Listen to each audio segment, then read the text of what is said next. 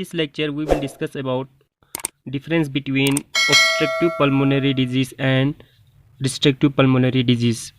So what is obstructive lung disease? In obstructive lung disease, the airway is obstructed. Okay, the main airway, mainly the bronchi, okay, bronchioles, alveoli, alveolar ducts, they are obstructed. In restrictive lung disease, the lung unable to expand. Okay, there is restriction to expand. Okay, that's why it is restrictive lung disease. In obstructive lung disease, the forced vital capacity is normal. Okay, when we ask patient to expire forcefully, okay, he can expire all the volume. Okay, forced expiration volume is normal, but FEV1 reduced. Okay, what is FEV1? FEV1 is the forced vital capacity in first second. Okay, and ratio, as FEV1 is reduced, the ratio will also reduce.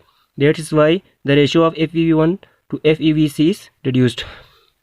Now in restrictive lung disease, FVC means forced vital capacity is reduced, total lung capacity is reduced, but FEV1 is normal.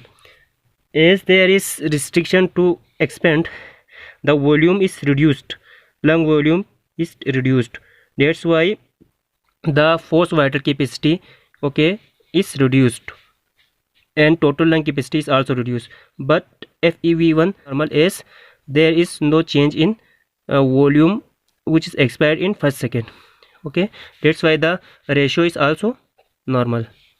Now there is anatomical narrowing in obstructive lung disease. For example, in bronchitis, there is obstruction in the bronchi due to mucus plug, too much production of mucus in the bronchi, in the lumen. That's why there is obstruction. Okay, anatomical obstruction, in anatomical narrowing of the airway. But in restrictive lung disease, the pathophysiology is mainly the chest wall defect. Okay, as their chest cavity is unable to expand. Okay, similarly neuromuscular disorder and pulmonary disorder and obesity also cause the restriction of the lung to expand. Okay, now there is loss of elastic recoiling in emphysema. Air will be trapped inside the alveoli. Okay, that's why in emphysema there is obstruction.